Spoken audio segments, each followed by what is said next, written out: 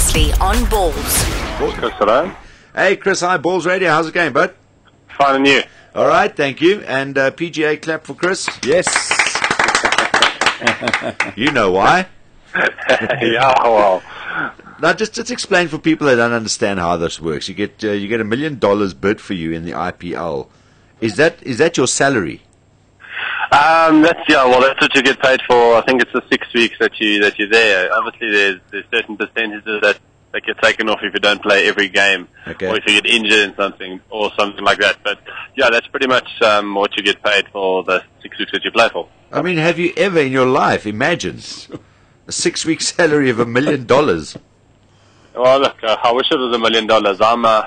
I'm a 625,000. Were you 625? Okay, so what is it? 5.5 million rand, I think it translated Yeah, to. it's good. Yeah. Yeah, look, I never in my wildest dreams ever thought that anything like this would ever happen to me. You know, it's mind blowing. Yeah. Humbling is the main thing I think I Yes. can say. I mean, when you're a lighty playing cricket at school, I don't think there was even thought of T20 cricket around, or maybe there was. I mean, you're still young enough, but IPL wasn't even spoken of. So you would never even thought, you wouldn't have had something like that to aspire to say, listen, one day I want to go and play in that league. So, I mean, this is just a utopian time for cricket.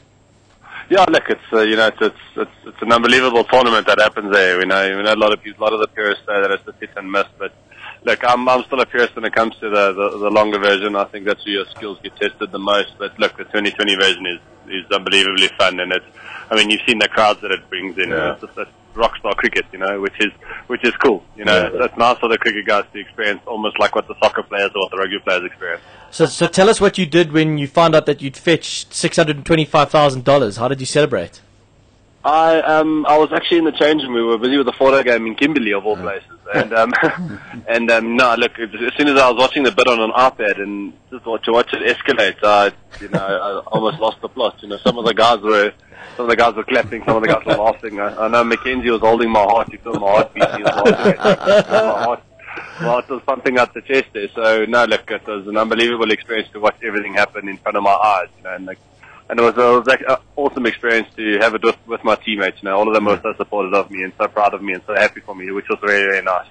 And 200,000 more than a guy like Ricky Ponting. I mean, some more than some big names. And some people were going. I mean, there's such a short. Well, you've played one international, a fully fledged international T20 game.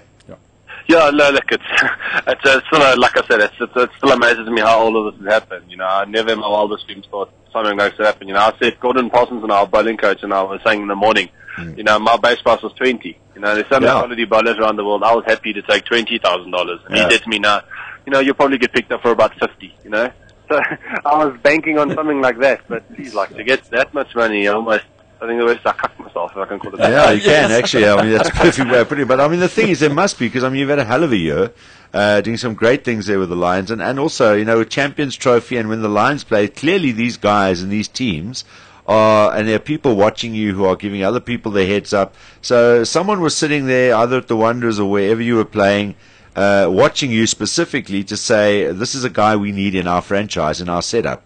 And they were impressed with what they saw. So you never know when someone's watching. Exactly. I mean, it's that's what we taught at a young age, especially at the Pretoria boys. We get taught at a young age. Every chance you get to play a sport, you start to impress, and feel like it's your last game. So, look, my Champions League I didn't have my best Champions League, but fortunately, I did have one or two good performances that someone did see, which I'm eternally grateful for. Yeah. Well, we wish you everything of the best and a career that's just booming. We're just so excited about what's happening with our cricket at the moment. We were chatting to Gary yesterday, and of course from a bowling point of view and a fast bowling point of view in particular, we're excited about the fact that the guys like yourself and Hardis playing in the same franchise, who's sort of knocking on the door, ready to push for a place in that national side. And you said it earlier, that's still where your heart is. That's still the ultimate test, as a lot of the guys say. You still want to play Test cricket for your country.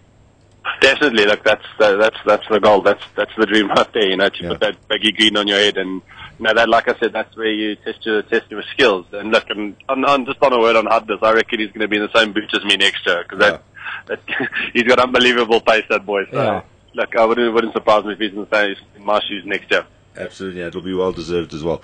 Listen, awesome stuff. We're really chuffed for you, and we wish you everything of the best for this year, mate. Go from strength to strength, and look forward to catching up with you as more success looms. Cool. Thank you so much. Thanks for having me. Thanks, Chris. Thanks, Chris. Cheers, Thanks, buddy. Chris. Bye-bye. Bye.